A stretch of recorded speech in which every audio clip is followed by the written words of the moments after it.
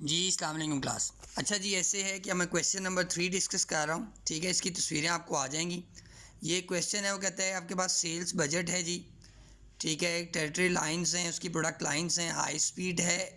एक आपका जो प्रोडक्ट है एक इलेक्ट्रॉनिक टाइपराइटर्स है, यानी कि इसमें वो डील कर रहे हैं। वो बता रहे हैं जो इंडस्ट्री है उसकी टोटल सेल फोरकास्ट है 25,000 और जो इसकी है 90,000। और जो कंपनी का शेयर है मार्केट के अंदर वो है 20% और 10%। और हर प्रोडक्ट जो बिक रही है वो सेल प्राइस उसका 1800 है हाई स्पीड का और 500 है इलेक्ट्रॉनिक टाइपराइटर्स का। सेल्स रिप्रेजेंटेटर ने जो उसके पार्टिसिपेशन है या जो उनकी तरफ से जो सबमिटेड है उनकी जो फोरकास्टिंग है वो न्यू इंग्लैंड है, एक टेरिटरी है, उसके अकॉर्डिंगली 1200 यूनिट्स है। मिडिल अटलांटिक में 3000 है और साउथर्न स्टेट्स में 1800 है हाई स्पीड के पॉइंट ऑफ व्यू से। और अगर हम बात करें इलेक्ट्रॉनिक टाइपराइटर्स के अकॉर्डिंगली 2000, 4000 और 2000 है।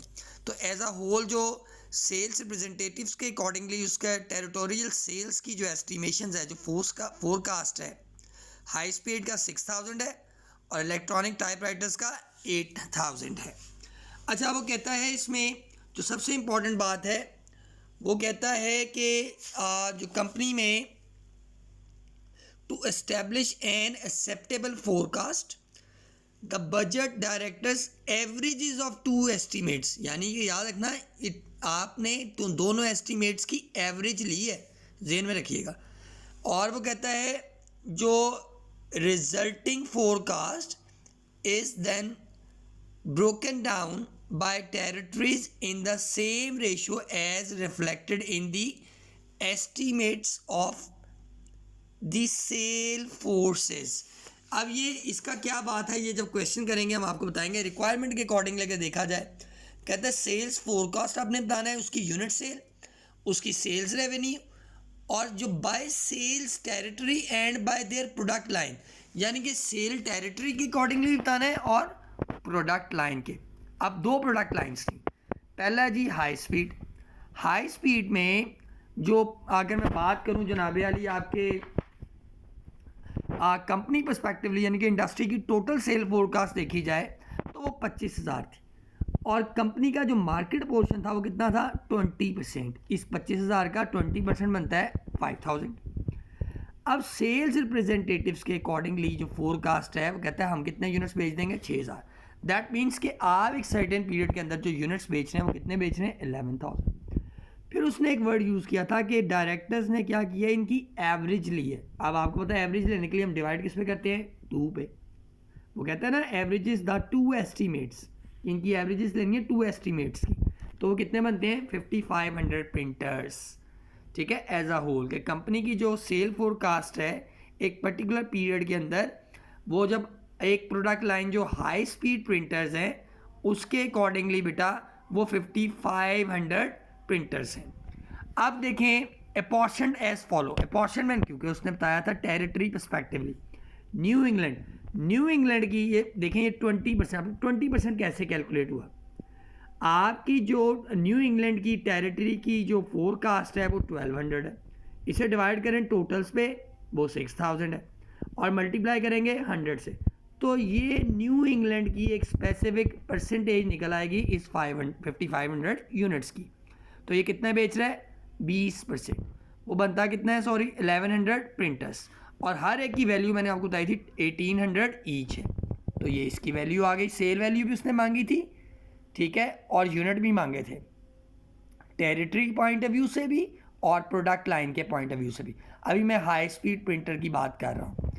अब वो कहता है मिडिल अटलांटिक की बात करता है, उसकी जो जनाबे वाली फोरकास्ट है कि मैं कितने यूनिट्स बेच सकता हूँ 3000, डिवाइड किया 6000 पे, मल्टीप्लाई बाय 100 किया तो मेरे पास परसेंटेज आ गई कि वो तमाम यूनिट्स का कितना बेचेगा 50%। 5500 का 50% लें तो वो 2750 आता है।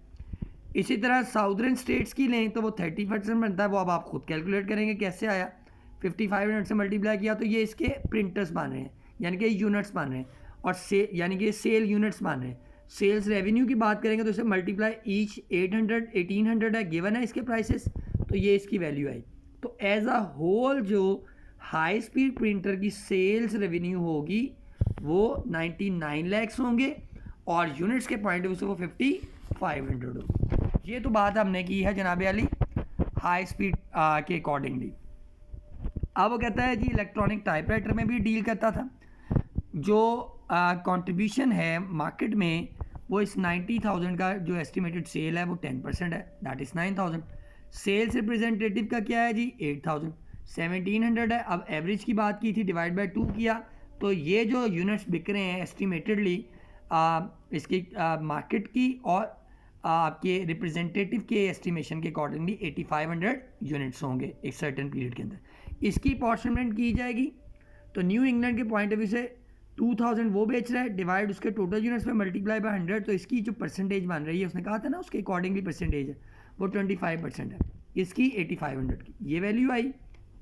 इसी तरह बेटा आप बात करेंगे मिडिल अटलांटिक की और इसी तरह साउदर्न स्टेट्स की। अगली बात किसकी हो जाएगी साउदर्न स्टेट्स की।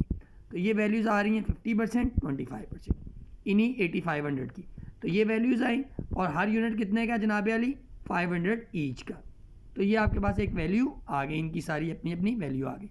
अब उसने टोटल सेल और टोटल यूनिट्स पूछे थे, तो ये देखें सेल्स बाय प्रोडक्ट और टेरिटरी के पॉइंट ऑफ व्यू से रेवेन्यू बता रहे हैं। इसके इतने यूनिट्स हैं, इसके इतने यूनिट्स हैं और इसकी वैल्यू है 99 लाख और इसकी 42,50,000। तो एज अ होल 1,41,50,000। तो ये आपके पास एक वैल्यू आ गई।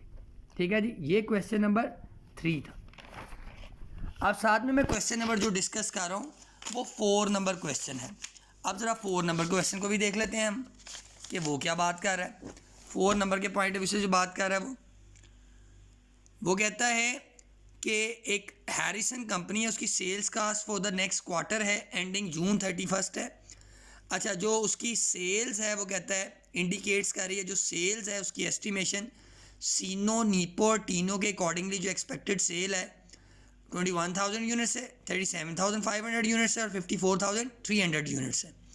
और जो इसकी इन्वेंट्रीज है मार्च 31 ये बिगनिंग हो जाएगी और जून 30 क्या हो जाएगी क्लोजिंग हो जाएगी।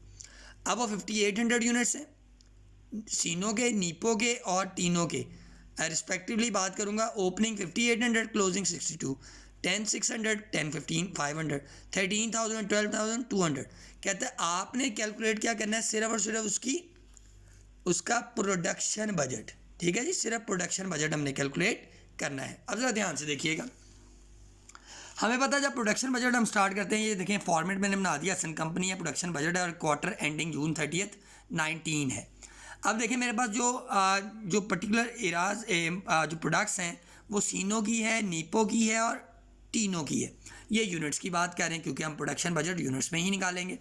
सबसे पहले आपको पता है डिज़ायर्ड इन एंटिंग इन्वेंट्री, या सेल से स्टार्ट कर लें, ऐड डिज़ायर्ड इन्वेंट्री कर लें या डिज़ायर्ड इन्वेंट्री में सेल्स फोरकास्ट ऐड कर लें, यानी कि एक्सपेक्टेड सेल। फोरकास्ट के मुराद एक्सपेक्टेड सेल। इसकी जनाब ओपनिंग इन्वेंट्री 6,200, इसकी जो सेल्स है 21,000, तो एज अ होल बना 27,200। बिगनिंग आपके पास गिवन है, इसमें से आप बिगनिंग इन्वेंट्री को आपको पता है आप इसको सेल्स को ऐड करते हैं और बिगनिंग इन्वेंट्री को लेस करते हैं। तो रिक्वायर्ड प्रोडक्शन जो सीनो की है वो 21,400 है। जब बात करेंगे नेपो के अकॉर्डिंगली तो उसकी डिज़ायर्ड इन्वेंट्री जो है वो 10,500 है और उसकी जो एक्सपेक्टेड सेल है यानी कि जो फोरकास्ट है वो 37,500 है। एज अ होल 48,000 आया। बिगनिंग इन्वेंट्री उसकी लेस की तो 37,400 नीपो की रिक्वायर्ड प्रोडक्शन है। व्हेन कम्स टू द टीनो, ठीक है, जो उसकी डिज़ायर्ड इन्वेंट्री है that is 12,200। Sales forecast would be added in it, तो ये 66,500 आएगा इन रिजल्ट ऑफ दैट। और बिगनिंग इन्वेंट्री को लेस करेंगे, whatever you are get that is called required production which is 53,500। ठीक है बेटा, ध्यान से इसको देखें, फिर मैं इससे रिलेटेड क्वेश्चन आपके साथ शेयर करूंगा। Thank you so much.